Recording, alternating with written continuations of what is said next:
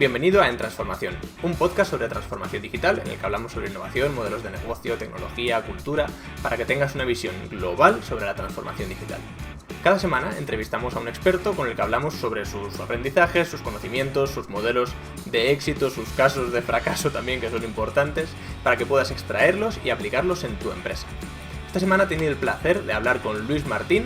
Luis Martín es consultor especializado en inteligencia artificial, lleva trabajando en esta tecnología o en esta disciplina, como hablamos en la charla, durante más de 40 años, que ya se dice pronto, cuando muchos pensamos que la tecnología de la inteligencia artificial es algo súper reciente y que está explotando ahora. Y además, pues bueno, he tenido el placer de colaborar con Luis en varios proyectos a nivel profesional, y es una charla que me hace especial ilusión. Así que bueno, vamos a hablar sobre qué es la inteligencia artificial, cómo aplica a las empresas y algunas teorías, intentando entender pues todo lo que abarca la inteligencia artificial, que al igual que la transformación digital, pues es un ámbito muy amplio y diverso, ¿no? Así que con todo esto os dejo con la charla. Luis, bienvenido en Transformación. Pues muchas gracias, Jorge. Es un placer y un honor estar en estas charlas que sigo, de las que soy un fiel seguidor.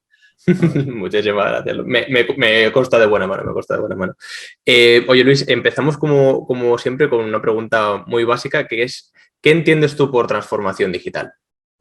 Bueno, es una pregunta que es sencilla y complicada, porque el que viene de una trayectoria larga, como en mi caso, pues siempre, antes de estar más cerca de proyectos de transformación digital que se elaboran, lo que está hoy cercano dentro de NUNSIS, etcétera, etcétera, y que he visto cómo los enfocáis, tenía una visión bastante parcial de lo que era la transformación digital y a partir de lo que he visto, pues he intentado reflexionar.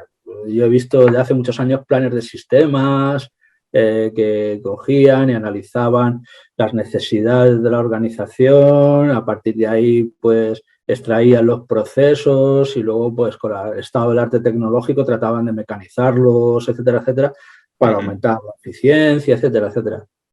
Lo que he visto de transformación digital y cómo ha evolucionado, ahora estoy en un trabajo de hacer el diseño y el desarrollo de una metodología de transformación digital en inteligencia artificial, y eso me ha permitido investigar mucho más y desarrollar un poco más estos conceptos. Para mí, la transformación digital, su nombre yo siempre diría transformación organizacional y digital, porque a lo mejor, pero bueno, para todos lo conocemos ya como transformación digital, supone una reflexión dentro de un esquema de innovación non-stop, de innovación continua, que para mí es un principio básico dentro de la transformación digital. No supone reflexionar, transformar y luego pararse, sino que tiene que estar dentro de una filosofía de innovación continua, una reflexión integral desde los puntos de vista del management, de las confluencias de las revoluciones tecnológicas que suponen un cambio de paradigma,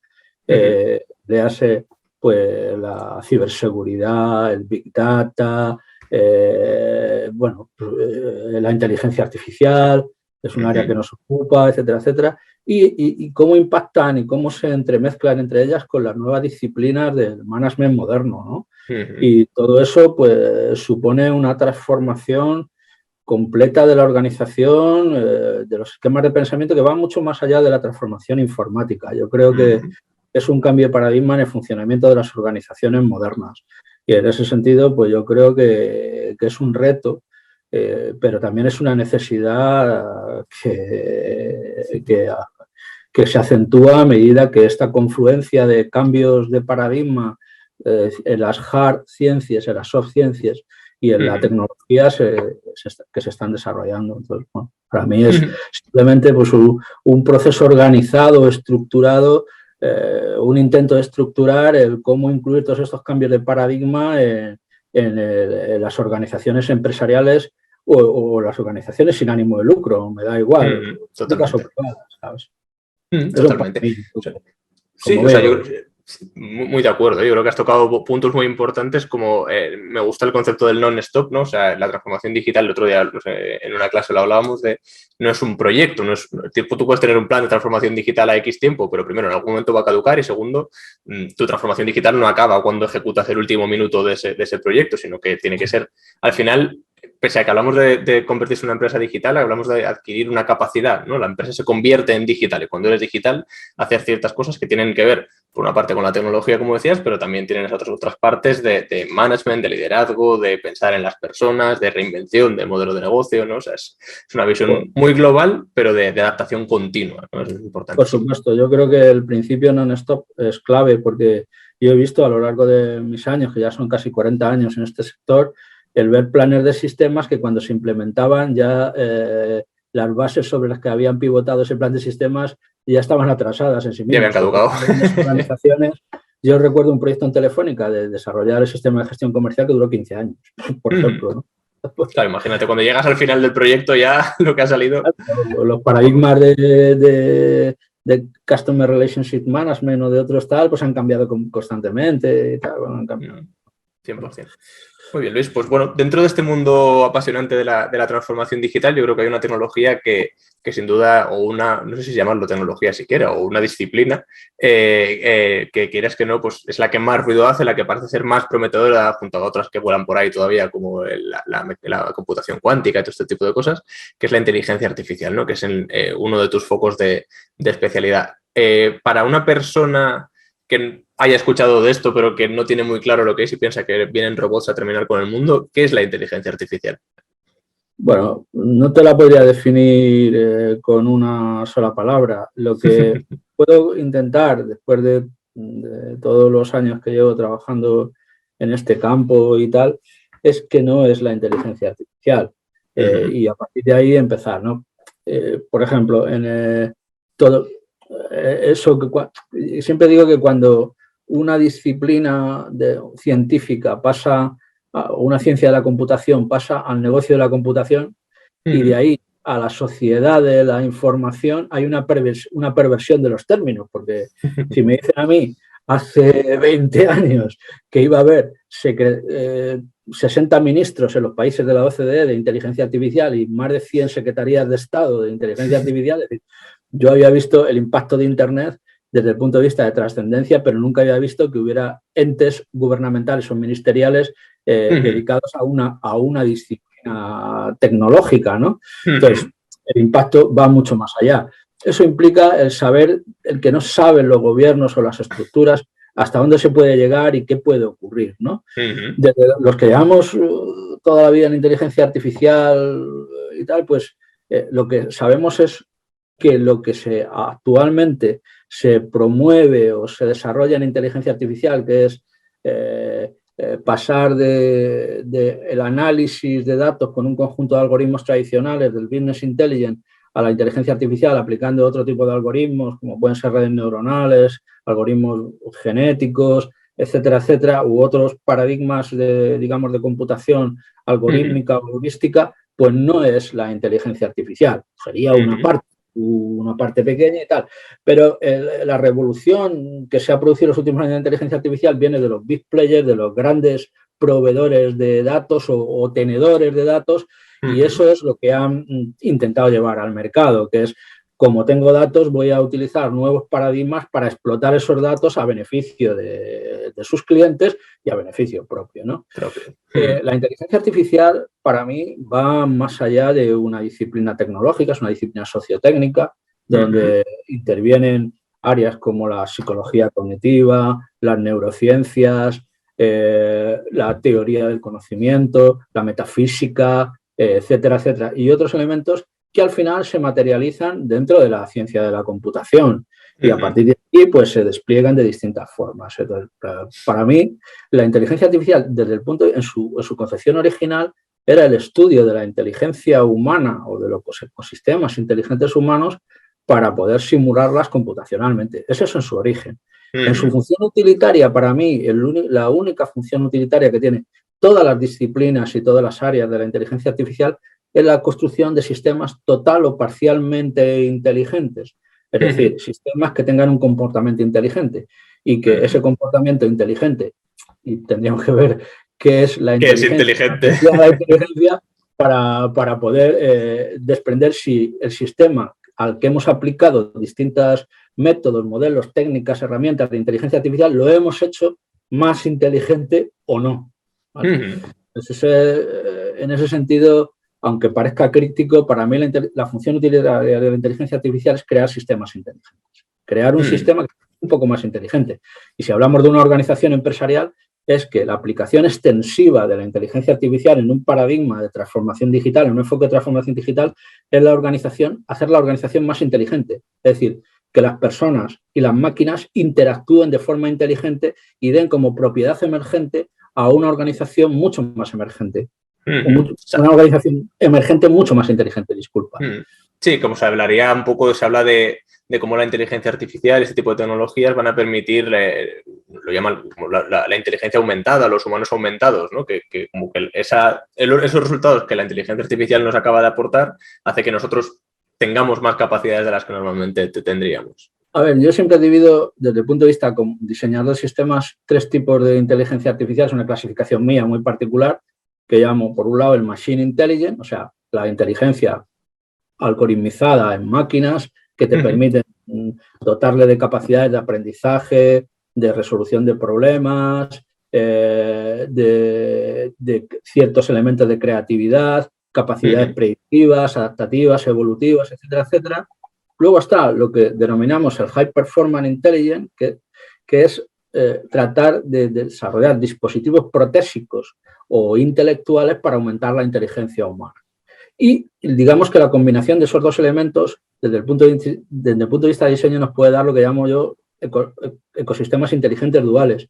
Es la integración entre esas máquinas inteligentes y esas personas un poco más estructuradamente inteligentes que permiten de alguna forma coexistir y correlacionarse para crear esa organización inteligente. Correcto, pero un poco de lo que extraigo de la definición que haces tú, que luego es de las personas que yo conozco por lo menos que más saben del mundo de la inteligencia artificial, es que lo que solemos pensar de, oye, inteligencia artificial es yo tengo muchos datos y meto un algoritmo de por medio para que me diga 4 conclusiones o me saque 4 estadísticas curiosas, se queda muy lejos del concepto de lo que debería ser o de lo que aspiraría a ser la inteligencia artificial, ¿no? Sobre todo porque si queremos hacer una analogía con cómo funciona la inteligencia humana, no sería ni natural, ¿no? Nuestro cerebro no procesa datos de forma natural, procesa información. De hecho, procesa unas estructuras que se llaman chunks, que son estructuras de información. Y la diferencia entre un dato e información, yo cuando doy alguna clase de estas, siempre pregunto a la gente que trabaja en tecnologías de información que me dé la definición de información, ¿no? Y pocas veces me la dan. Entonces, yo siempre digo, mira, chicos, información es la reducción de incertidumbre que experimenta una región del universo con respecto a otra región del universo a través del intercambio de un mensaje. Es decir, que información que contribuye a la mejora del conocimiento de la inteligencia es un acto de reducción de incertidumbre, con lo cual en inteligencia artificial se tiene que trabajar, 1, con datos, con información, conocimiento y con una parte del conocimiento muy, muy específica que los ingleses llaman wisdom, que es sabiduría, ¿no? La sabiduría. Esos 4 niveles de inteligencia artificial a partir de datos, a partir de información, a partir de conocimiento y a partir de sabiduría es el enfoque que yo denomino inteligencia híbrida, ¿no? Y significa paradigmas de computación y modelos algorítmicos muy distintos en cada una de esas dimensiones, que además son combinatorios, transversales y contagiosos, es decir, que se pueden crear estructuras complejas basadas en esto. En el mundo, por ejemplo, de la pequeña y mediana empresa, puede que la disponibilidad de datos no sea grande como en las grandes empresas, y un paradigma basado en el conocimiento, en la extracción del conocimiento, del saber hacer de la compañía, ponerlo en una base de conocimiento, hacerse que ese conocimiento sea accionable, es decir, que pueda generar flujos de trabajo inteligente a partir del saber hacer de la compañía, la captación del saber hacer de la compañía, del know-how y la digitalización de ese know-how, me parece un proceso de transformación digital muy, muy interesante para las compañías, ¿no? Sí, sí, desde luego lo es. Oye, pues tocabas justamente un punto que yo creo que es interesante, ¿no? Y es, oye, pues el mundo de la inteligencia artificial se habla mucho, desde luego, de la disciplina, de la tecnología, de lo que está por venir. A veces la prensa, desde luego, lo hace todo blanco o negro, nos vienen a destruir o de repente es un bluff y estamos en otro invierno de la inteligencia artificial, que es una tecnología que a mí, curiosamente, leyendo un poco, pues te das cuenta de que es algo que viene, como tú sabrás, pues desde hace decenas de años, no es algo que haya surgido en los últimos 5 años, como pueda parecer, pero a veces yo creo que da la impresión de que queda muy lejos, por lo menos a día de hoy todavía, de la de la pequeña y mediana empresa, ¿no? ¿Qué usos puede tener este tipo de tecnología en empresas de a pie, digamos, a día de hoy? Bueno, yo en ese sentido creo que es más es más lo que parece que la realidad, ¿no? Yo creo que hace bastante tiempo que las pequeñas organizaciones, en este caso las pymes, podían haber usado inteligencia artificial. Puedo referirme a mi propia trayectoria. Las primeras aplicaciones de inteligencia artificial estaban restringidas al mundo de la seguridad y la defensa. Luego hice muchas aplicaciones para el ámbito de las empresas públicas, tipo AENA, Iberia, empresas energéticas como Iberdrola, Endesa, etcétera, etcétera. Pero nunca vi la dificultad de aplicación para el ámbito de la pequeña y mediana empresa. Nunca lo vi. La cuestión es que siempre ha sido un sector donde las grandes empresas tecnológicas o los grandes proveedores pues no se han dirigido en una primera instancia y tal. Entonces, bueno, creo que estamos en una época muy interesante donde yo creo que la pequeña y mediana empresa se puede beneficiar de la inteligencia artificial. ¿En qué sentido se puede beneficiar de la inteligencia artificial? Pues yo creo que en cierta medida, en la misma medida que las grandes organizaciones, además con mayor necesidad. Es decir, la capacidad de poder hacer una monitorización inteligente del entorno competitivo de la empresa, el poder automatizar procesos de marketing, el poder mejorar los procesos de negocio de la compañía, el poder enfocar, digamos, tener la capacidad de utilizar sistemas preentrenados de inteligencia artificial para cosas tan interesantes como puede ser la toma de decisiones dentro de las organizaciones, el poder hacer mecanismos muy interesantes de marketing proactivo, el poder mejorar, el poder tener mecanismos eficientes y avanzados de selección del personal, de formación del personal, etcétera, etcétera. Yo creo que no veo, desde mi punto de vista, diferencias entre la aplicabilidad de la inteligencia artificial a las grandes empresas en cuanto a la pyme. Y cada vez los costes, digamos, de introducción de esta disciplina son más de definir mejor el proyecto que de implantación de tecnologías, que creo que los costes se están reduciendo notablemente. Sí, esto suele pasar, ¿no? Con cualquier tecnología se termina, empiezan las Big Tech aplicándola todo lo que pueden y luego se va democratizando poco a poco. Yo creo que a día de hoy la pyme tiene tres maneras de acceder a la inteligencia artificial, ¿no? Una es haciendo aplicaciones desde cero, ¿vale? Lo cual yo creo que en términos generales, para la pyme es algo complejo. Y luego yo creo que hay tres modelos. Uno es contar con alguien externo que te lo haga, lógicamente, que estaríamos en el mismo, pero luego tendríamos, digamos, aprovechar aplicaciones de mercado que ya se aprovechen de la inteligencia artificial aplicada a una casuística concreta, como decías tú, pues oye, una herramienta de tipo HubSpot, Salesforce, que utilizan algún algoritmo por detrás para la relación con el cliente, ¿no? Pues claro, aplicas la inteligencia artificial a lo mejor a veces sin saber que hay inteligencia artificial detrás, ¿no? A ver, la inteligencia artificial en sí mismo para una pyme, dices, bueno, a mí siempre he dicho que cuando voy de consultor a una empresa a darle una solución, no hablo de mi película, no hablo de que sea inteligencia artificial, de Big Data, etcétera, etcétera, y trato de ofrecerles soluciones que estén integradas a la inteligencia artificial, sí o no. Otra cuestión es que el cliente esté contaminado por lo que se oye en el mercado y te digo, pero esto aprende, ¿sabes? Y, bueno, pues a lo mejor no tiene necesidad de aprender, ¿sabes? Efectivamente, eso es. Me explico, y aprender el qué, ¿no? Bueno, esa es un poco la historia. A ver, desde el punto de vista de diseñador, la inteligencia artificial en un sistema de mercado o puede estar embebida en las distintas funcionalidades que tiene la herramienta, o puede estar externalizada con un motor, lo que llaman motores inteligentes, que coordine la actividad operativa de distintas funcionalidades y de un comportamiento inteligente de la organización. Ahí es donde sí que hay un proyecto de transformación digital casi, iba a decir custom made, a medida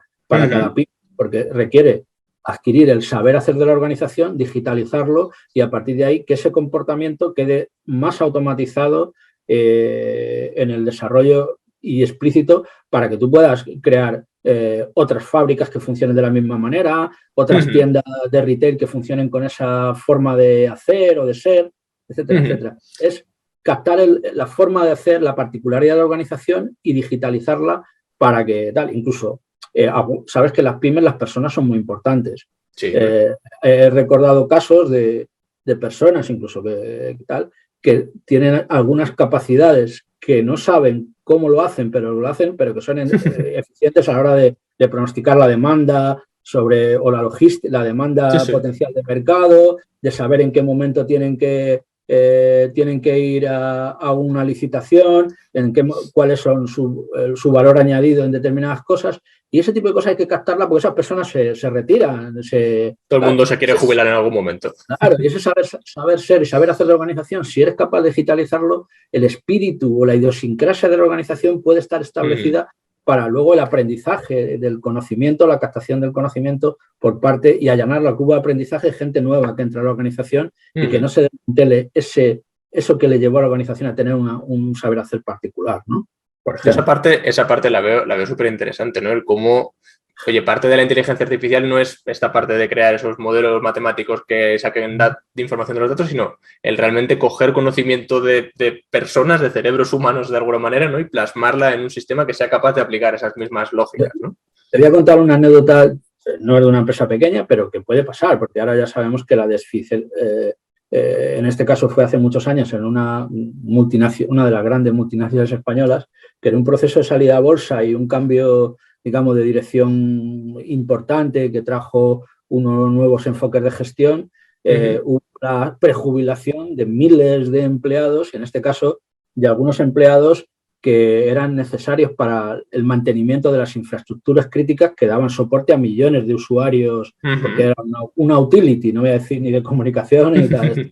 Entonces, nos plantearon el problema que la degradación del nivel de servicio había sido muy amplia. Entonces, bueno, yo en aquel entonces estaba en una gran compañía de tecnología de información, en una dirección dentro del área de inteligencia artificial, y me consultaron cómo resolver el problema y nos planteamos el coger a esos empleados, convertirlos en consultores, extraer el conocimiento experto que sabían si había una avería en la zona tal era por culpa del cable tal o de la tubería tal, etcétera, etcétera.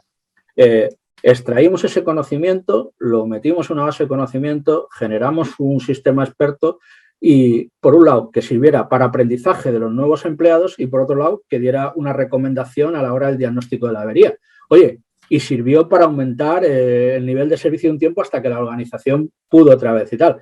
No sé si luego lo mantuvieron o no, porque no lo sé, pero de alguna forma ese know-how fue capaz de cogerlo y que la compañera volviera a saber hacer lo que sabía hacer antes, ¿no? Entonces, una anécdota de un proyecto muy, muy paradigmático porque el problema era muy gordo. O sea, alguna persona la buscamos casi en la jubilación, estaba ya semi-jubilada. Sí, pero crear ese cerebro digital me parece algo súper interesante, vamos. Y luego creo que hay otra forma en la que las empresas poco a poco vamos a tener la capacidad de acceder a la inteligencia artificial y que a mí es algo que a la vez me gusta y a la vez me da miedo lo que pueda salir de ahí, que son estos sistemas de tipo low code, no code, etcétera, que tienen cierta inteligencia artificial, de este modelo de inteligencia que dices tú que desde luego no se acerca al total, ¿no? Pero sistemas de aprendizaje en los cuales, oye, pues puedes, sin tener ni idea de programación, con una aplicación en la que pagas 10 euros al mes, enseñarla a identificar la calidad del producto, si está ok o no está ok, a base de haber entrenado tú la máquina y este tipo de cosas. Yo creo que va a ser una mini aplicación de la inteligencia artificial a la que las empresas de día de hoy vamos a tener acceso, bueno, podemos tener acceso desde ya, existen muchas de estas, ¿no? Por supuesto, todas estas herramientas que yo llamo de sistemas preentrenados que a partir del análisis de muchas situaciones o de muchos escenarios de datos son capaces de extraer un conocimiento, que se llaman aprendizaje profundo, un conocimiento y aplicarlo a otros escenarios, porque que es muy difícil si tú has estudiado y has generado y has detectado las variables explicativas o la forma de comportamiento a partir de miles de escenarios. Es muy difícil que tú estés en un escenario que no cuadre con ese, ¿no? Puede ocurrir, pero es muy difícil. Entonces, bueno, estas herramientas además son capaces de aprender continuamente y, bueno, yo ya estoy viendo aplicaciones o cosas, GPT-3, etcétera, etcétera y tal, que son capaces de hacer aplicaciones muy interesantes prácticamente. Con poquito conocimiento tecnológico. Muy poquito conocimiento. Bueno, yo creo que es una cosa que está viniendo, que ha venido para quedarse y que se va a desarrollar. Por eso, a medida que vamos teniendo útiles de inteligencia artificial, es más importante una reflexión estratégica global y amplia de la aplicación de la IA con el objetivo de crear una organización inteligente. Y por eso la transformación digital cada vez es más importante, porque no es bueno desplegar una herramienta aquí, otra aquí, otra aquí. Es bueno pensar de forma estratégica para poder crear una organización non-stop basada en el conocimiento y con el objetivo de crear ecosistemas inteligentes entre personas y máquinas que operen de forma eficiente, sin perder la identidad de la organización y con el control de los sesgos y de los elementos de ética que son muy importantes en la inteligencia.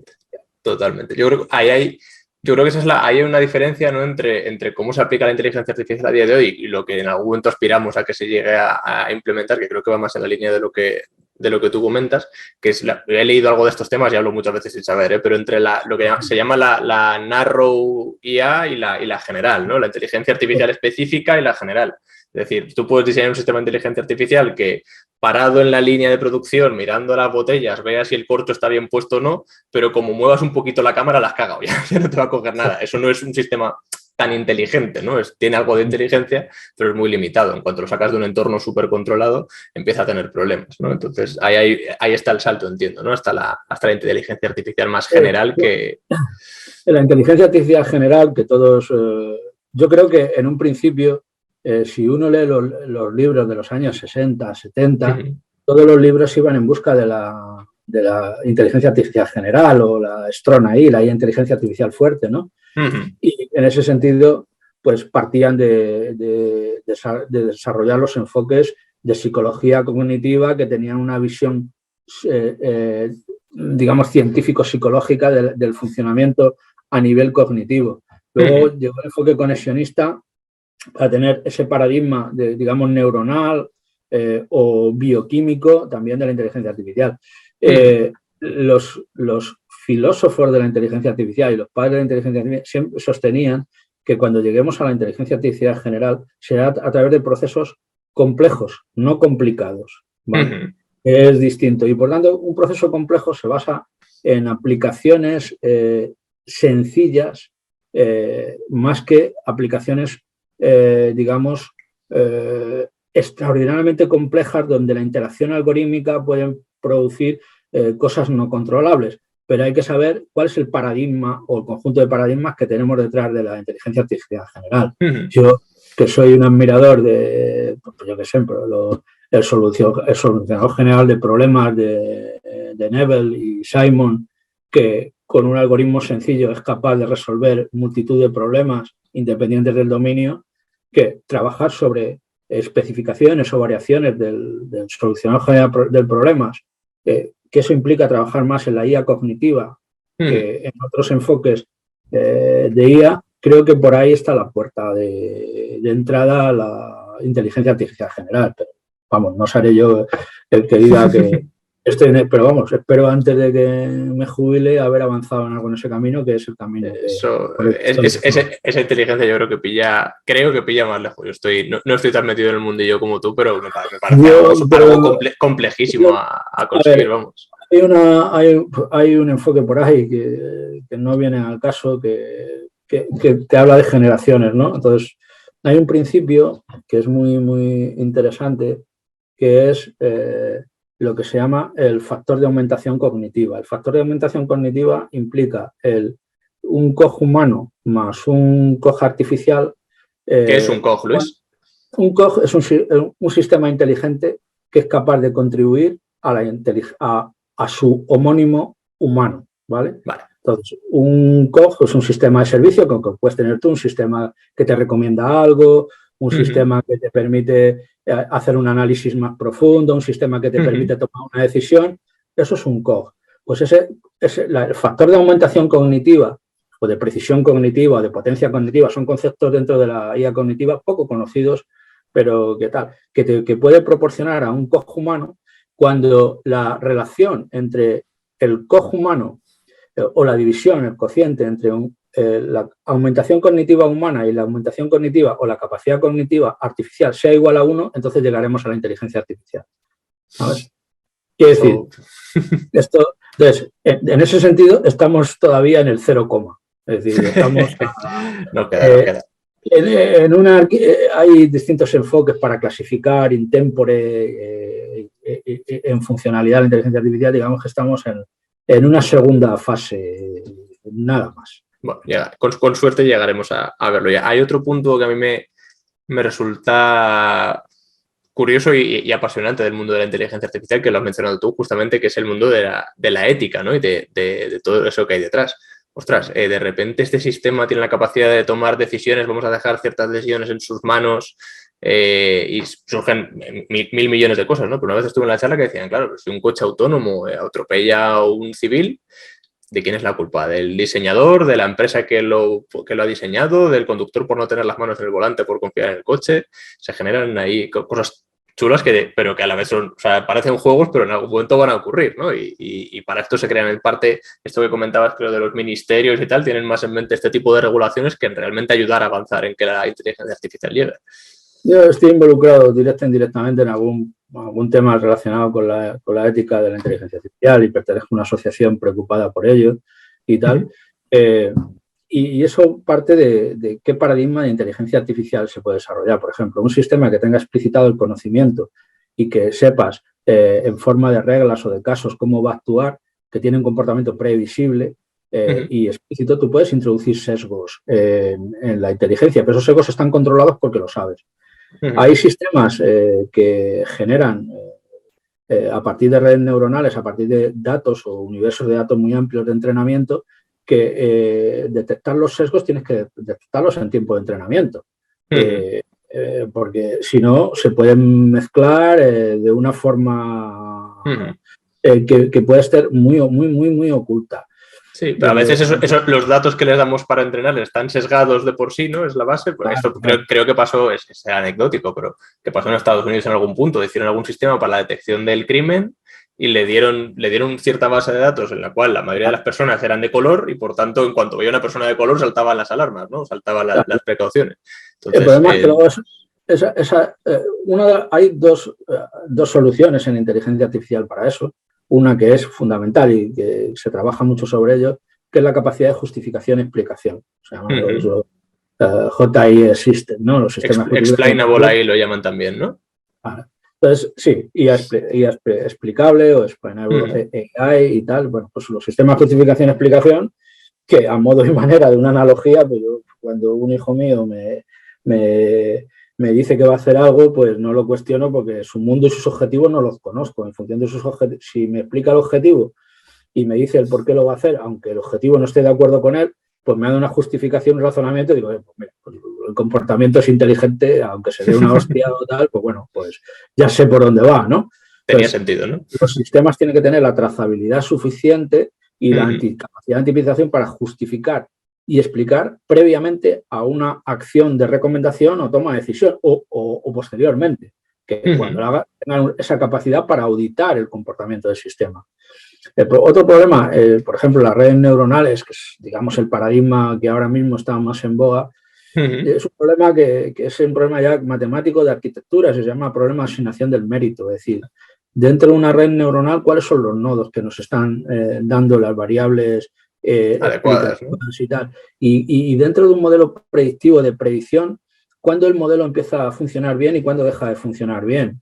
¿Sabes? ¿Cuál es el marco de funcionamiento correcto y verosímil de ese modelo, ¿no? Si no me lo da, no me siento cómodo a la hora de creerme ese modelo de tal. O sea, esos dos elementos combinados, que es el horizonte en el cual el sistema se comporta inteligentemente y la capacidad de justificación-explicación de ese modelo, me dan ciertas garantías. Y esto es la parte del usuario. En la parte del criterio, creo que ya la nueva legislación europea hará que un experto en IA ética monitorice, audite todo el proceso de creación, de diseño y de desarrollo, ¿no? Porque es importante, es decir, porque ha habido muchos problemas de aplicar el machine learning como aceite de serpiente y se han producido problemas como el que tú mencionabas y otros peores, ¿no? Entonces, esto es la primera vez que hay sistemas que sustituyen ciertos elementos de juicio, de toma de decisiones o de capacidad de resolución de problemas de los humanos, ¿no? Y que están ahí metiéndose en nuestras vidas, ¿no? Yo he visto algunos de esos. En los años 90 ya había algunas cosas de esas que no quiero mencionar. En los sistemas de credit scoring bancario, de los créditos. También, sí, claro. Sí, ahí se han visto también muchos casos. O de los casos. seguros, que ya había muchos casos de esos. Y estos utilizaban ya sistemas de inteligencia artificial desde los años 90. Sí, a día de hoy, hablábamos en una conversación anterior aquí en Transformación con José Manuel Vázquez sobre el mundo de los recursos humanos, ¿no? Y de la captación del talento, etcétera. Oye, pues que si de repente, o sea, si de por sí se supone que en la sociedad hay sesgos hacia los hombres en vez de hacia las mujeres, si la IA se entrena con la situación actual, pues los sesgos van a seguir, se van a perpetuar, ¿no? Que es algo que hay que evitar. Esto al final habrá sistemas que monitoricen y controlen el funcionamiento de otros sistemas. Yo estoy en Estados Unidos en un proyecto, en un anteproyecto militar que están preocupados ciertos mandos por controlar el comportamiento imprevisible de los sistemas embebidos que están en las plataformas o en las infraestructuras de combate. Que digo, oye, que esto no se le vaya no la pinza, sino que nuestra unidad o una fragata no tome decisiones sin saber cómo estamos haciendo. Oye, cuanto más crítico es el ámbito, más de cerca hay que seguirlo, ¿no? Hay que vigilarlo. Totalmente. Muy bien. Oye, Luis, pues ha sido un placer contar contigo. Yo creo que tenemos una charla pendiente solo sobre estos temas de la ética de la IA porque me parece apasionante. O sea que muchísimas gracias por haber estado este ratito conmigo. Pues nada, muchas gracias, Jorge. A tu disposición siempre. Ha sido un placer. Y hasta aquí la charla de hoy. Espero que te haya gustado, que hayas aprendido y sobre todo que saques cosas que puedas aplicar en tu empresa. Si ha sido así, pues recuerda que puedes suscribirte al podcast en tu plataforma de podcast favorita y también en YouTube. Puedes seguirme también en LinkedIn, donde publico contenidos sobre transformación digital, y te puedes suscribir a la newsletter en LinkedIn de En Transformación, en la que cada semana te envío los contenidos más relevantes sobre transformación digital. Nos vemos la próxima semana.